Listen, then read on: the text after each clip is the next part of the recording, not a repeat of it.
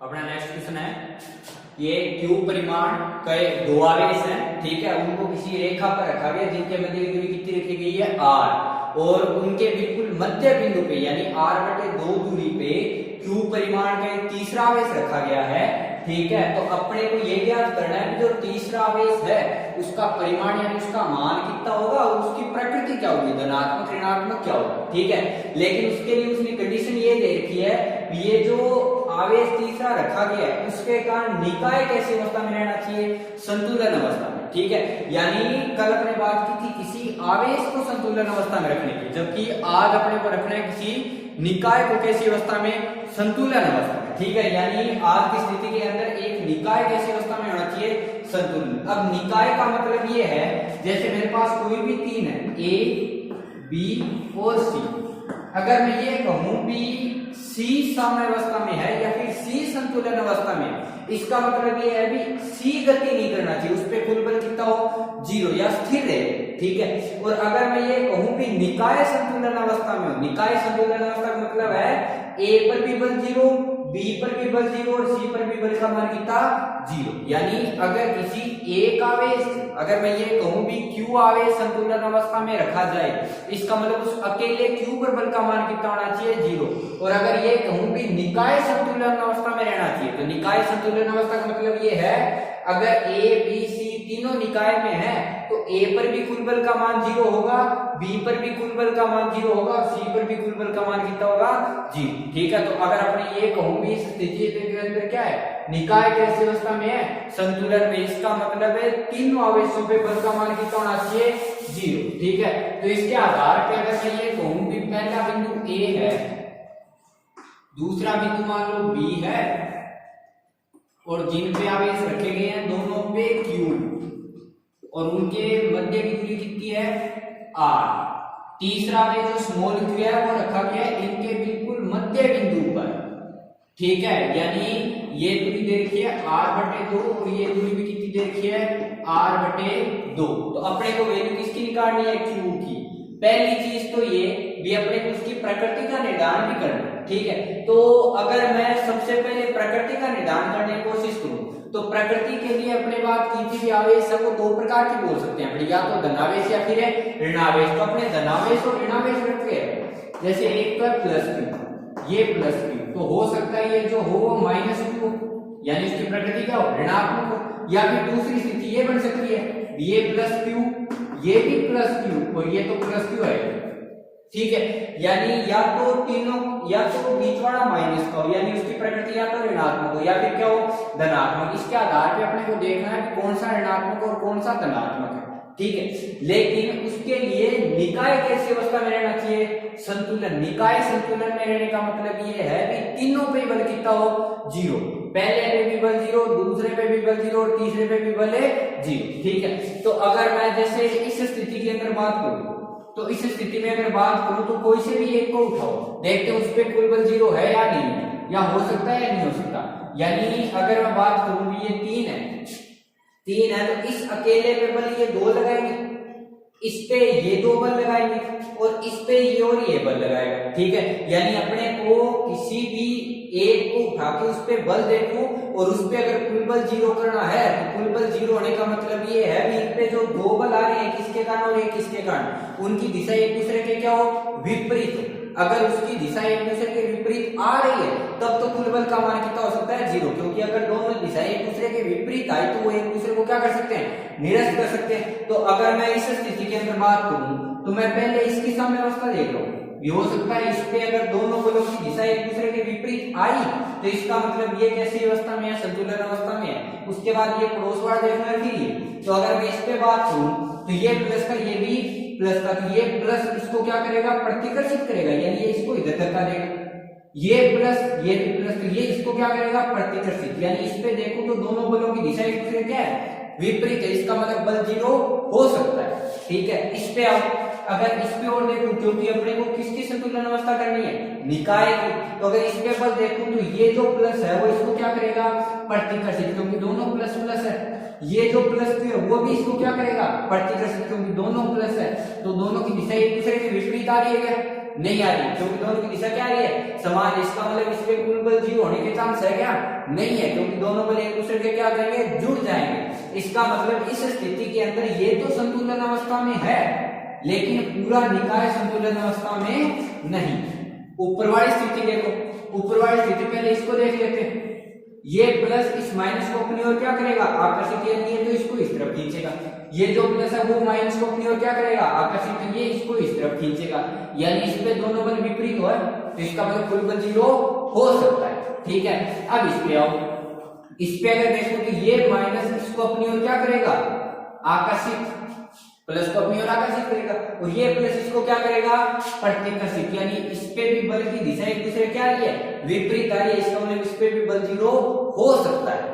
इस पे अगर बात करूं तो ये हो देखो, ये माइनस इसको क्या करेगा, आकर्षित, ये प्लस इसको क्या करेगा, प्रतिकर्षित। इसका मतलब ये है भी अगर मैं माइनस वाली की स्थिति देखूं तो माइनस वाली स्थिति के अंदर तीनों पे बलों की दिशा एक दूसरे क्या आ रही है, विपरीत आ रही है। इसका मतलब कुल बल का मान कितना हो सकता है, 0 हो सकता है। तो इसलिए अपने ये कंडीशन तो क्लियर होगी भी बीच वाला जो आवेश है वो प्लस नहीं हो सकता, क्योंकि अगर बीच वाला प्लस हुआ तो ये खुद तो संतुलन में रह सकता है, लेकिन निकाय संतुलन में नहीं रह रहा, तो इसलिए प्रकृति कैसी होगी, ऋणात्मक। तो फर्स्ट आंसर जो आ गया, अगर मैं बात करूं प्रकृति की, तो प्रकृति कैसी होगी, ऋणात्मक, यानी जो आंसर आएगा वो किसका होना चाहिए, माइनस। ठीक है, दूसरी अगर मैं कंडीशन देखूं तो अब अपने को आवेश के परिमाण के मान निकालने के लिए अपने को निकाय की संतुलन अवस्था बनानी, और निकाय की संतुलन अवस्था का मतलब कुल बल कितना होना चाहिए, 0। तो अगर मैं कुल बल 0 करने की कोशिश करूं तो मेरे पास 3 आवेश है और तीनों पे कुल बल का मान कितना है, 0। तो अपने को कोई सा भी एक आवेश उठाना है जिस पे कुल बल का मान कितना कर सकूं, 0।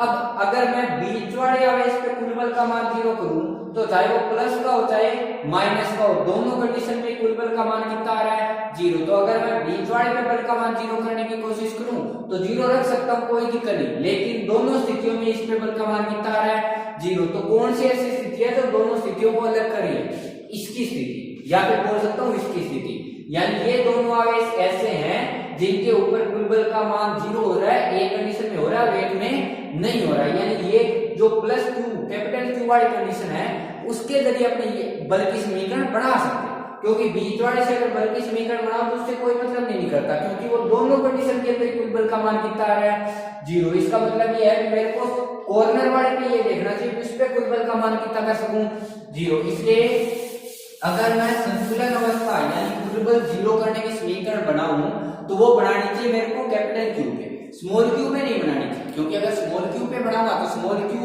प्लस q वाले और माइनस q वाले दोनों स्थितियों के अंदर कुल बल का मान कितना आ रहा है, 0। तो इसलिए अपने समीकरण बनाए किस पे, कैपिटल Q पे। तो अपने को ये पता है कि अगर संतुलन अवस्था की बात करूं तो ये लिख सकते हैं संतुलन अवस्था में, अगर संतुलन अवस्था में देखें तो कोई सा भी एक बल उठा लो, यानी B आवेश पे कुल बल का मान कितना होना चाहिए, 0 होना चाहिए, क्योंकि संतुलन का मतलब टोटल बल कितना, 0। अब B पे देखूं तो B के अलावा कौन कौन आवेश बच गए, A बच गया और बीच वाला बिंदु मान लो कौन सा है, C। तो एक तो B पर आवेश बल लगाएगा A और एक B पे कौन बल लगाएगा, C, यानी B पर एक बल आएगा, एक तो B पर किसके कारण बल है, C के कारण, और एक B पे बल किसके कारण है, A के कारण, तो उसका कुल मान कितना होना चाहिए, 0। तो अगर इसको देखो तो ये होना चाहिए F B पर C के कारण लगने वाला बल बराबर F B पर किसके कारण है, A पर लगने वाला बल। तो यानी जितना बल B C पर लगाना चाहिए उतना ही बल A किस पर लगाना चाहिए, B पर। तो यहाँ पे अगर मैं बात करूं तो दोनों के परिमाण तो समान है, लेकिन दिशा क्या है, विपरीत, क्योंकि आगे निशान किसका आ रहा है, माइनस का, तो इसलिए अपन ये कर सकते हैं। तो यानी अगर मैं सिर्फ परिमाण की बात करूं तो B पर C के कारण लगने वाला बल और B पर किसके कारण लगने वाला बल, A के कारण लगने वाले बल का मान एक दूसरे क्या होना चाहिए, बराबर होना चाहिए। तो FBC को क्या लिख सकते हैं, KQBQC और बट्टे में RBC इक्वल टू क्या आना चाहिए, KQBQA और बट्टे में क्या आना चाहिए, RBA। यानी B पर रखा हुआ आवेश, C पर रखा हुआ आवेश, B पर रखा हुआ आवेश, A पर रखा हुआ आवेश और B और C के मध्य की दूरी और B और A के मध्य की दूरी। तो अगर दोनों में देखूं तो KQB सेम है, ठीक है। तो ये बच गया QC अपॉन में RBC इक्वल टू बच गया QA अपॉन RBA। तो अगर क्यू देखूं तो सी पर रखा हुआ है, सी पर कितना आवेश रखा गया है, स्मॉल क्यू, तो इसको लिखा मैंने स्मॉल क्यू।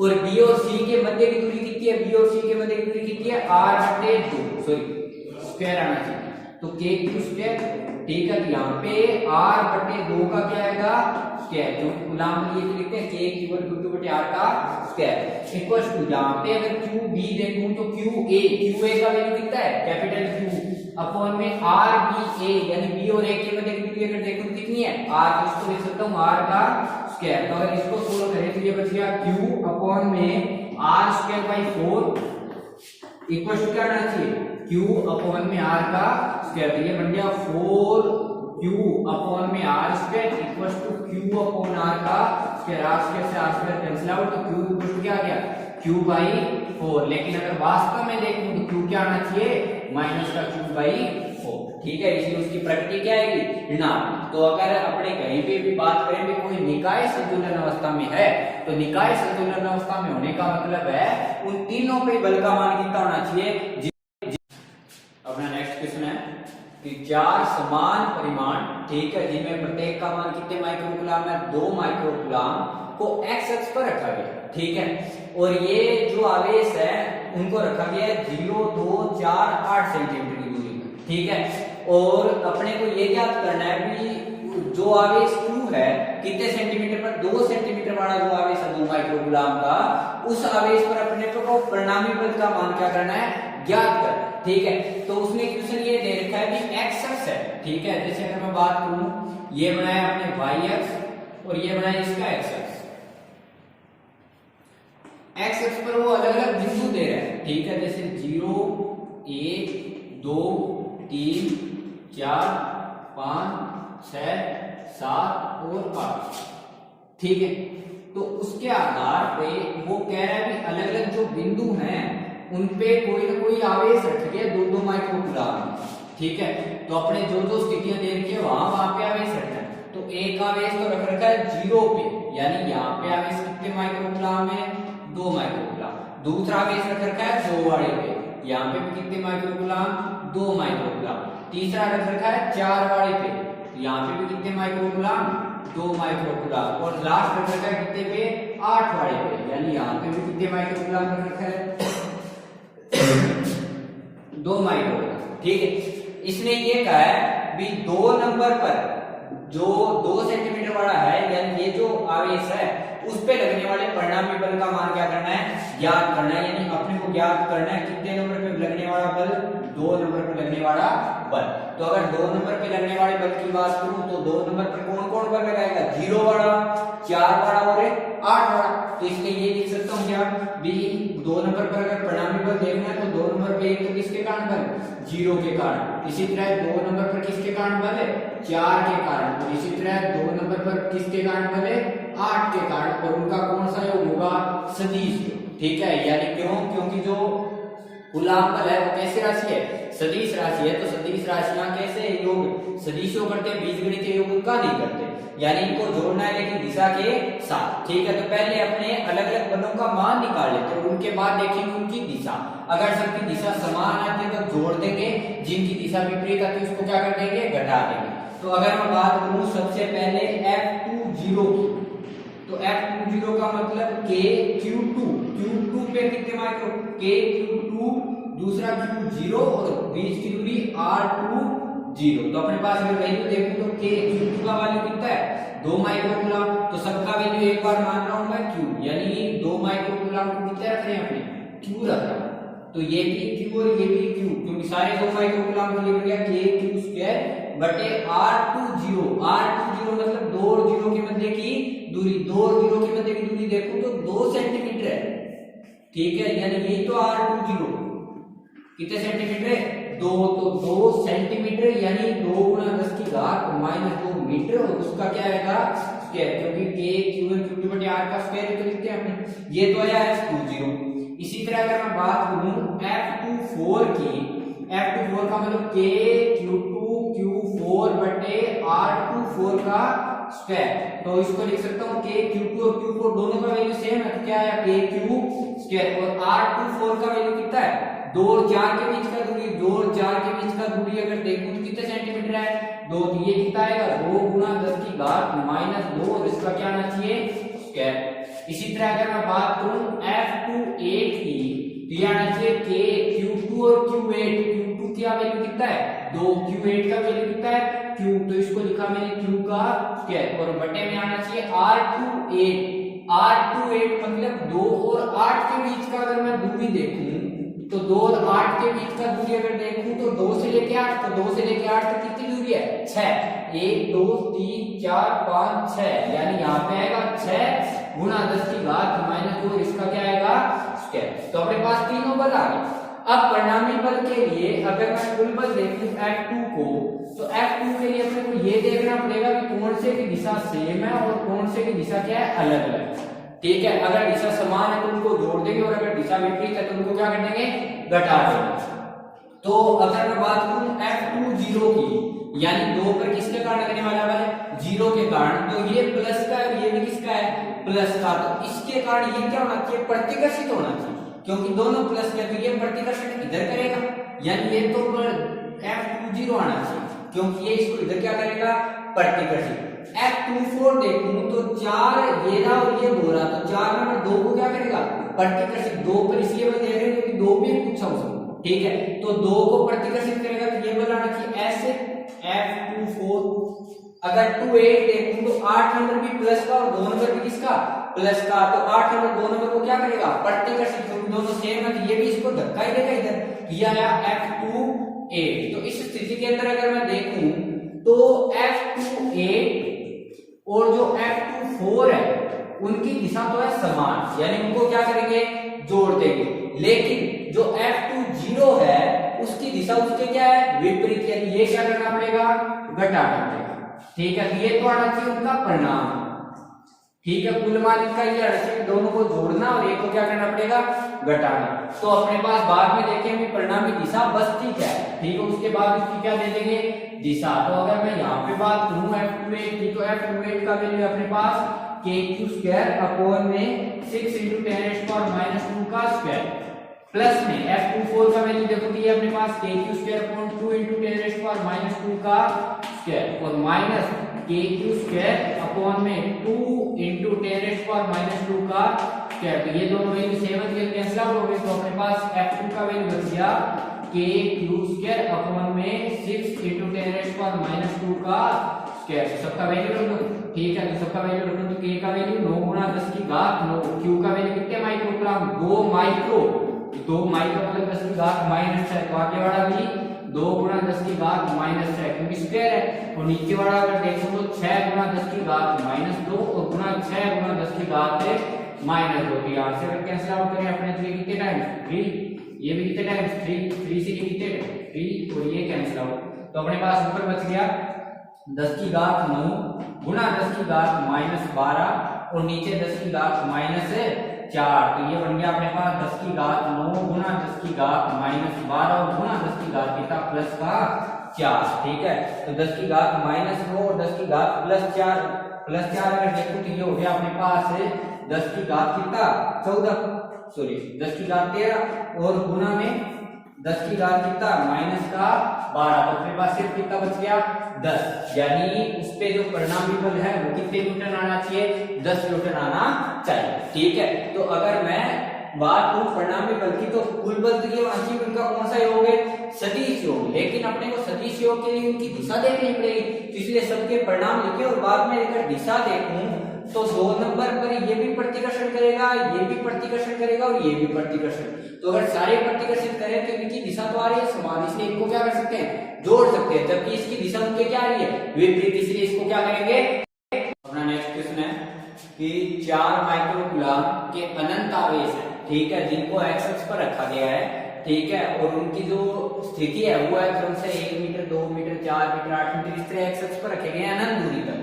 ठीक है, और इन आवेशों के कारण एक मूल बिंदु 0,0 पर 1 कूलम का आवेश रखा गया है, जिस पर अपने को मान क्या करना है ज्ञात करना है। ठीक है, तो उसने स्थिति दे रखी है, आवेश दे रखे 2 प्रकार के, एक तो 4 माइक्रोकूलम जो सब जगह रखा गया है अनंत दूरी तक, और दूसरा कितने कूलम है 1 कूलम तो कहां पे रखा गया है मूल बिंदु पे। तो मैंने 2 आवेश मान लिए, एक तो Q है जो कितने माइक्रोकूलम है 4 माइक्रोकुलाम जो कहां पे रखा गया है, 1 मीटर पर, 2 पर, 4 पर, 8 पर, इस तरह अनंत तक।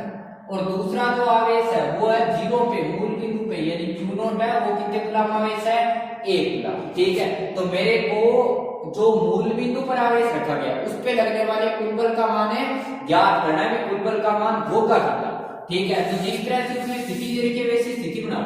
ठीक है, यानी जैसे उसने कहा कि मूल बिंदु पे रखा गया, तो मूल बिंदु मान लिया मैंने ये मूल बिंदु है। ठीक है, तो ये आया y और ये मान लिया कितना x। तो उसने अलग अलग दूरी दे रखी है, जैसे 0, उसके बाद 1 2 3 4 5 6 7 और 8, इस तरह उसने दूरी दे रखी है अलग अलग।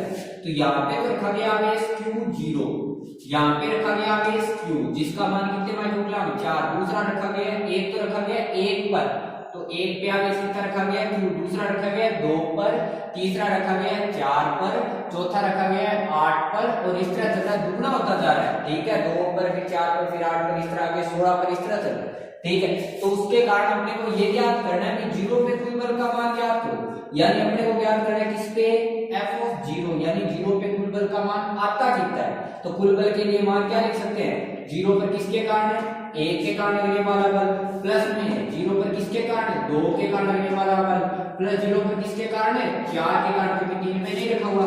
और इसी तरह f0 कितना 8, इनका कौन सा योग करना पड़ेगा, सदिश। ठीक है, तो पहले इनके अलग अलग मान देखूं और पहले अगर उनकी दिशा भी देख लूं, तो अगर सबकी दिशा समान है तो अपने को सदिश दिखाने की जरूरत नहीं है, और लास्ट में उनकी क्या दिखा देंगे, दिशा। ठीक है, तो अगर मैं दिशा देखूं तो ये 1 कूलम है और ये Q है वो कितने माइक्रोकुलाम 4, तो दोनों की प्रकृति समान है, ये भी प्लस और ये भी प्लस, यानी ये जो है इस आवेश से क्या होना है, प्रतिकर्षित होना है, यानी F01 इस तरफ आना चाहिए, क्योंकि ये जो 1 नंबर है वो Q है प्लस का है, और जो Q0 वाला है वो कितने कूलम है, 1 कूलम, तो वो भी किसका है, प्लस का, यानी ये इसको प्रतिकर्षित करेगा। इसी तरह 2 नंबर भी इसको क्या करेगा, प्रतिकर्षित, ये दिशा F02 की आनी चाहिए। इसी तरह 4 नंबर भी इसको क्या करेगा, प्रतिकर्षित, तो इसकी दिशा भी है F04। इसी तरह 8 नंबर भी इसको क्या करेगा, प्रतिकर्षित, क्योंकि सबकी प्रकृति समान है, तो F08। यानी अगर मैं इनके कारण बल की दिशा देखूं तो सबके बल की दिशा क्या है, समान है, तो ये लिख सकता हूं क्या, दिशा समान होने के कारण, दिशा समान होने से अगर मैं देखूं तो कुल F0 जो है वो लिख सकता हूं F01 plus F02 plus F04 plus F08, इस तरह उनके ऊपर अपने को सदिश लगाने की जरूरत नहीं है, क्योंकि सबकी दिशा क्या है, समान। और अगर मैं इसकी दिशा देखूं तो दिशा किस तरफ आनी चाहिए, ये जो है x अक्ष, तो ये तो प्लस वाला x अक्ष, और इधर वाला कौन सा, माइनस वाला। तो अगर मैं इसकी दिशा देखूं तो किस ओर तीर का निशान है, माइनस x अक्ष की ओर, यानी घटते हुए मान की तरफ है। ठीक है, तो यानी ये जो दिशा आनी किस में आनी चाहिए, i के, लेकिन किसका, माइनस का, क्योंकि उसकी जो दिशा है वो माइनस x अक्ष की तरफ है। ठीक है, अगर डायग्राम में देखें तो माइनस x अक्ष, तो दिशा का निर्धारण भी हो गया कि दिशा का निर्धारण किसकी ओर, माइनस i कैप की ओर। तो कुल बल के लिए सबको क्या करना है, जोड़ना है, तो सबका मान रखो। ठीक है, तो अगर मैं सबका मान रखूं तो k Q0 और Q1 को अगर देखूं तो k Q0 Q1 की तरह Q ही तो आवेश अपॉन में R01 मतलब है 0 रेट के मध्य दूरी कितने मीटर है, 1 मीटर, सेंटीमीटर नहीं दे रखा, मीटर दे रखा, तो 1 का क्या आएगा, स्क्वायर। दूसरा कितना है, k Q0 Q2 की जगह भी कितना है, Q ही है। ठीक है, और अपॉन में किस किस के मध्य की दूरी, 0 और 2 के मध्य की दूरी कितने मीटर है, 2 मीटर, तो 2 का क्या आएगा, स्क्वायर, प्लस में k Q0 Q4 की जगह वापस क्या है, Q। अब दूरी किस किस के मध्य की, 0 और 4 के मध्य की दूरी देखो तो कितनी है, 4 है, तो नीचे किसका स्क्वायर है, 4 का स्क्वायर, प्लस में k Q0 और आगे Q ही आएगा, Q8 की जगह Q ही है, और अपॉन में 0 और 8 के मध्य की दूरी कितनी है, 8, और इसका क्या है, यानी इस तरह समीकरण चल रही है। तो अगर मैं परिणामी की बात करूं तो सब में k Q0 Q ये तो क्या रहा है, कॉमन, तो मैंने f के लिए k Q0 Q तो ले लिया कॉमन, अंदर कितना बच गया, 1/1 का स्क्वायर यानी 1 प्लस 1/2 का स्क्वायर यानी 4 प्लस 1/4 का स्क्वायर। ठीक है, यानी कितना 16 प्लस 1/8 का स्क्वायर यानी कितना 64। इस तरह कहां तक जाना है, ये अनंत, क्योंकि आवेश कहां तक रखेंगे, अनंत दूरी तक रखेंगे। ठीक है, अनंत आवेश दे रखा है, तो इसको अगर मैं देखूं तो k जीरो, क्यू तो आया 12। अगर इसको मैं देखूं तो ये अपने पास गुणोत्तर श्रेणी है। देखो पहला 1/1, बाद में उसको 1/4 से गुणा किया गया, तब जाके 1/4 बना, और फिर 1/4 को वापस 1/4 से गुणा किया, तब जाके 1/16। और इसी तरह अगर 1/16 देखूं तो उसको भी 1/4 से गुणा किया गया, तब जाके 1/64। यानी जो अपने ये ब्रैकेट के अंदर लिख रखा है वो एक गुणोत्तर श्रेणी है, यानी लगातार आगे वाली संख्या को किसी न किसी चीज से क्या किया जा रहा है, गुणा, और जिस संख्या से गुणा किया जाता है उसे क्या बोलते हैं, सार्वनुपात।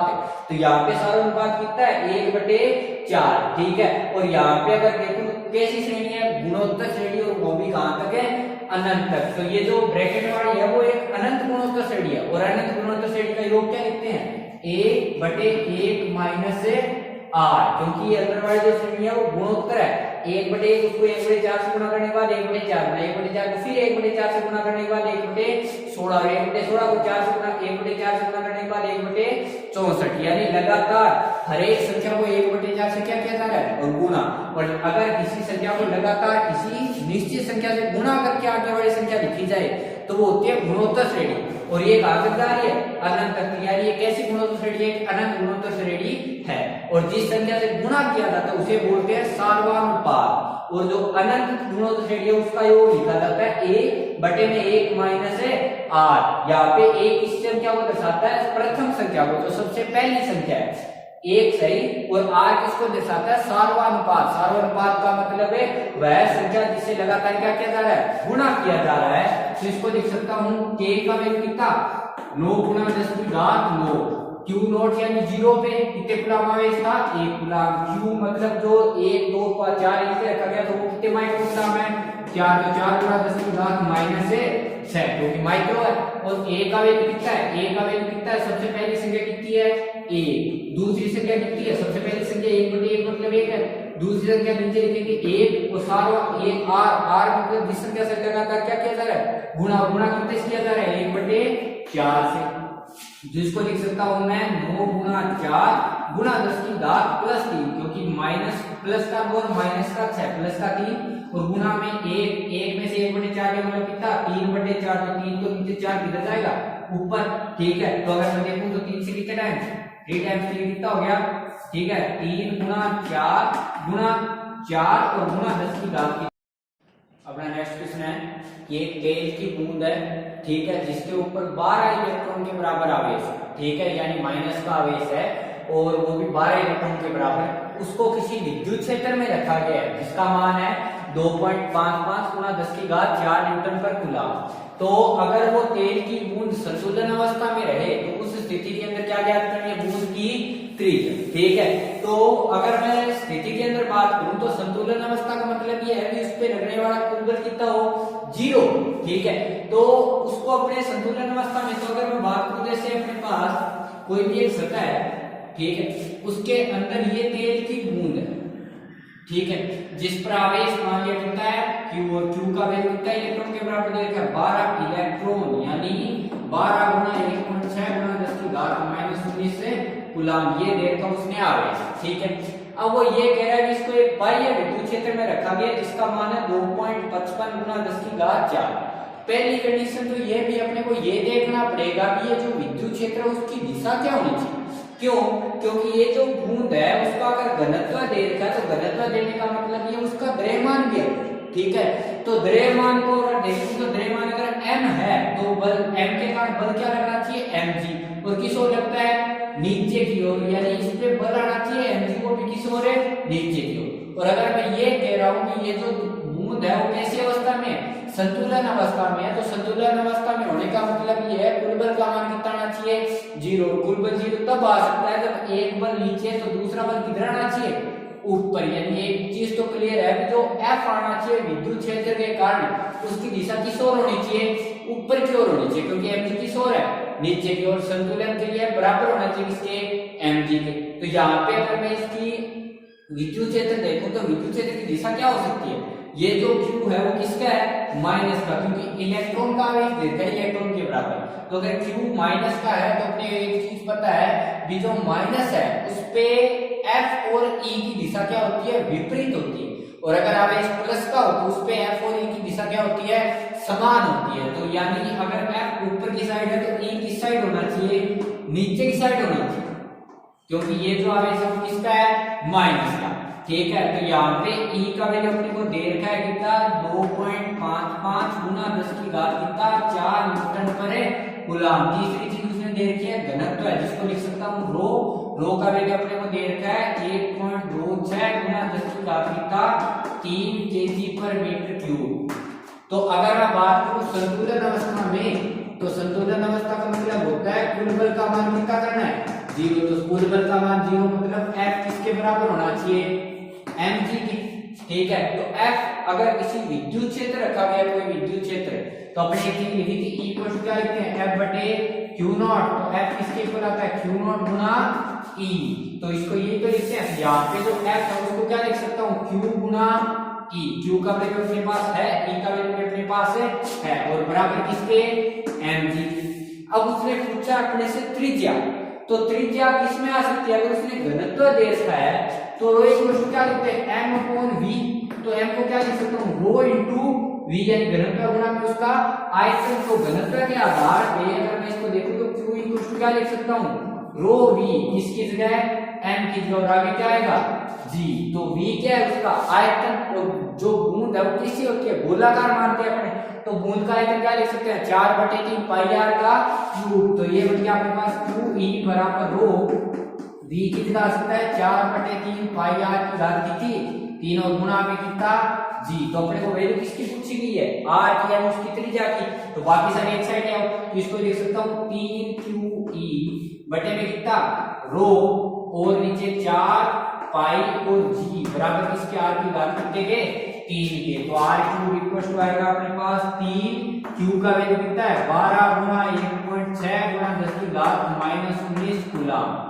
ठीक है, और गुणा में E का वैल्यू देखो तो E का वैल्यू 2.55 गुना 10 की घात कितना 4। और नीचे अगर देखें तो रो किसको, घनत्व को, वो कितना है 1.26 गुना 10 की घात कितना 3, और पाई का 4 और पाई का वैल्यू 22/7, तो 7 की जगह आएगा ऊपर। और गुणा में जो G है, G का वैल्यू कितना काम में लेते हैं अपने 10। तो यहाँ से अगर इसको सोल्व करके किसका वैल्यू निकाल सकते हैं, R का। तो सीधा सा कंडीशन है, वो ये बात कह रहा है कि R जो बूंद है वो संतुलन में, तो संतुलन का मतलब कुल बल कितना आना चाहिए 0। तो अगर उसने घनत्व दे रखा है तो घनत्व का मतलब कुछ ना कुछ क्या होगा उसका, द्रव्यमान, और द्रव्यमान के बाद कारण बल कौन सा लगता है, m की, जिसकी दिशा हमेशा किस ओर होती है, नीचे की ओर। तो m की दिशा ऊपर की, नीचे की ओर। इसका मतलब यह है कि इसको संतुलित करने के लिए, कुल बल 0 करने के लिए जो दूसरा विद्युत क्षेत्र लगना चाहिए वो बिल्कुल किसके, इसके बिल्कुल है विपरीत, यानी किस ओर लगना चाहिए, ऊपर की ओर। तो यहाँ से समीकरण क्या बन गया, इक्वल टू mgf को अपने q ही लिख सकते हैं और m को क्या लिख सकते हैं, रो गुना v। तो v को क्या लिख सकते हैं, बूंद है वो गोलाकार मानते हैं अपने, तो v कितना आता है 4/3 पाई आर का क्यूब, जहां से किसका वैल्यू निकाल सकते हैं। अपना नेक्स्ट क्वेश्चन है कि 4 समान आवेश हैं जिनका प्रत्येक का मान कितना है q, उसको किसी a भुजा वाले वर्ग के चारों कोनों पर रखा गया। ठीक है, और अपने को ये याद करना है कि प्रत्येक कोने पर कोई भी जो आवेश है उस पर जो शेष बचे हुए 3 आवेश है वो कितना बल लगाए। ठीक है, यानी ये है कि अपने पास एक वर्ग है, जैसे नाम लिया ए बी सी डी। ठीक है, जैसे आपने लिखा भी ए बी सी डी। ठीक है, इन चारों कोनों पे आवेश रखे गए हैं Q। तो इस पे भी आवेश Q है, इस पे भी आवेश Q है, इस पे भी आवेश Q और इस पे भी आवेश कितना है Q है। ठीक है, तो अपने को ये क्या करना है कि किसी एक किनारे वाले आवेश को, किसी एक कोने पर जो शेष बचे हुए हैं उनके कारण कितना बल लगेगा। तो अपनी मर्जी से कोई सा भी एक कोना उठा लो, ए उठाए, बी उठाए, सी डी, कोई सा उठा लो। जैसे मैंने उठाया कौन सा सी, तो अपने को मान याद करना है कौन से पे बल का, सी का, यानी सी पे कितना बल आएगा। तो अगर सी पे कुल बल का मान देखूं तो सी पे बल कौन कौन लगा सकते हैं, एक तो सी पर किसके कारण बल लगाएगा, ए के कारण, एक सी पर कौन बल लगाएगा, बी के कारण, और एक सी पर कौन बल लगाएगा, डी के कारण। ठीक है, क्योंकि सी के अलावा 3 आवेश है, तो सी पर एक तो ए बल लगा सकते हैं, एक बी लगा सकते हैं और एक और लगा सकता है डी लगा सकता है। तो इनका भी कौन सा होंगे, सदिश योग। तो अपने को अगर यहाँ से इसको हल करना है, ये लिख सकता हूँ कि एफ ऑफ सी है, वो F of C A plus F C B और प्लस एफ सी डी। ठीक है। उसके बाद अपने देख लें कि कुल मान आता कितना, ठीक है। तो यहाँ पे अगर मैं सी पर बल की बात करूं तो उसके लिए दिशा का निर्धारण भी किया जाएगा।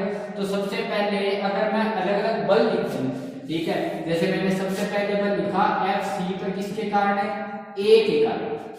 तो ये दूरी कितनी है, ए, ये भुजा भी कितनी है, ए, तो ये कितनी आएगी, अगर मैं ये दूरी देखूं ये वाली, तो ये इस त्रिभुज में विकीर्ण दिख रहा है, ये भुजा ए, ये भुजा भी ए, तो ये एक संपूर्ण त्रिभुज है। संपूर्ण त्रिभुज का मतलब ये है कि ये जो है उसका विकीर्ण, और विकीर्ण कितना है, ये भुजा ये भुजा, तो विकीर्ण का स्क्वायर क्या लिखते हैं, आधार स्क्वायर प्लस है लंब स्क्वायर, यानी ए स्क्वायर प्लस ए स्क्वायर, तो क्या आएगा √2a, ठीक है। यानी विकीर्ण की दूरी कितनी आएगी, √2a। तो यहाँ पे अगर मैं f ऑफ ca लिखूं तो क्या लिख सकता हूँ, k qc, qc कितना है, q ही है, और QA भी कितना है, Q है, क्यों दोनों पे समान आवेश है, Q स्क्वायर। और नीचे क्या आएगा, C और A के मध्य की दूरी, C और A के मध्य की दूरी कितनी है, √2a, तो नीचे आएगा √2a का स्क्वायर। तो ये अपने पास कितना हो गया, K Q square upon 2a square. इसी तरह अगर मैं देखूं FCB का वैल्यू देखूं तो QCB Q है और QB भी Q है, तो ये क्या है, Q का स्क्वायर। और नीचे C और B के मध्य की दूरी, C और B के मध्य की दूरी कितनी है, A, तो नीचे आएगा A का स्क्वायर। इसी तरह अगर मैं बात करूं FCD की, तो FCD अगर देखूं तो ये भी क्या बनेगा, K QC और QB सेम है, K Q का स्क्वायर, और C और D के मध्य की दूरी कितनी है, A, तो नीचे आया A का स्क्वायर। तो अपने पास तीनों बता गए, लेकिन इन तीनों बलों की क्या देखनी पड़ेगी, दिशा। तो दिशा के लिए देखो, जैसे ये Q है, ये भी Q है, तो इस C पे बल देख रहा हूं, तो ऊपर वाला B और नीचे वाला C वाला जो आवेश है वो समान है, यानी एक दूसरे को क्या करेंगे, प्रतिकर्षित। तो प्रतिकर्षित करने का मतलब बल आना चाहिए किसका, FCB का। इसी तरह अगर D देखूं तो D भी इसको क्या करेगा, प्रतिकर्षित, तो D इसको प्रतिकर्षित ऐसे करना चाहिए, ये आएगा FCD का। अगर मैं A के कारण देखूं तो A भी इसको क्या करेगा, प्रतिकर्षित, क्योंकि समान आवेश है तो हमेशा जोड़ने रेखा के बिंदु ये आएगा FCA। तो तीनों की दिशा क्या है, अलग अलग, इसलिए तीनों को सीधा तो नहीं जोड़ सकता मैं, और न ही किसी को घटा सकता हूं, तो इसलिए क्या लेने पड़ सकते हैं, घटक लेने पड़ सकते हैं। तो अगर मैं घटक देखूं तो अपने किसी के भी एक के घटक ले लो, चाहे FCA के FCB के, तो घटक लेने के लिए मैंने इस रेखा को आगे बढ़ाया, तो एक FCA, तो पूरे कितना डिग्री है, 90। तो ये जो विकिरण है तो उसका विकिरण कितने डिग्री में, आधे में बांटेगा, यानी ये कितने डिग्री, 45। तो ये 45, तो ये भी कितना, 45। इसी तरह ये भी कितना, 45, तो भी टोटल 90। तो अपने FCA के घटक ले लें, ठीक है। तो FCA के घटक लूं तो ये तो आ गया, मान लो क्या है, इधर वाला घटक का है FCA cos 45, और ये वाला क्या आएगा फिर FCA sin 45, ठीक है। अगर मैं इसके आधार पे देखूं तो अगर मैं कुल यहाँ पे कुल परिणामी बल की बात देखूं तो एक तो आ रहा है नीचे की तरफ, ठीक है, यानी अगर मैं इसको yx मानूं तो एक तो आ रहा है -y की ओर, और एक अगर x मानूं तो एक आ रहा है +i की ओर, ठीक है। तो जो कुल बल है, कुल बल के मैंने अगर FC देखूं तो FC को मैं दो टुकड़ों में लिख सकता हूं, एक F1, ठीक है, और F1 के आगे दिशा क्या आनी चाहिए, ये लिख लूं i कैप, क्योंकि वो प्लस वाले में है, तो मैंने लिखा F1 i कैप। दूसरा लिखा माना F2, और ये आ रहा है माइनस का j कैप, क्योंकि किस दिशा में है, y दिशा में। तो अपने को F1 और F2 के मान निकालने, तो अगर मैं F1 का वैल्यू देखूं तो F1 किस चीज को दर्शा रहा है, कौन सी दिशा में, i के बारे में, और i के बारे में दोनों की दिशा क्या है, समान है, यानी दोनों बलों को आपस में क्या करना है, जोड़ना है। तो मेरे को F1 के लिए FCD और प्लस FCA sin 45 को क्या करना पड़ेगा, जोड़ना पड़ेगा। तो FCD का वैल्यू अपने पास कितना है, FCD का वैल्यू है KQ² बटे A², और FCA की अगर मैं बात करूं तो FCA का वैल्यू कितना है, FCA का वैल्यू है KQ² बटे में 2A², और गुणा में sin 45 का मतलब 1/√2। तो इसके अंदर KQ² बटे A² आ सकता है कॉमन, तो अगर इसको मैं सोल्व करूं तो ये आ गया F1 का वैल्यू KQ² बटे A² तो आया कॉमन, अपने पास बच गया एक तो 1 और प्लस में 1/2√2, ठीक है। और ये किस दिशा में है, i कैप में।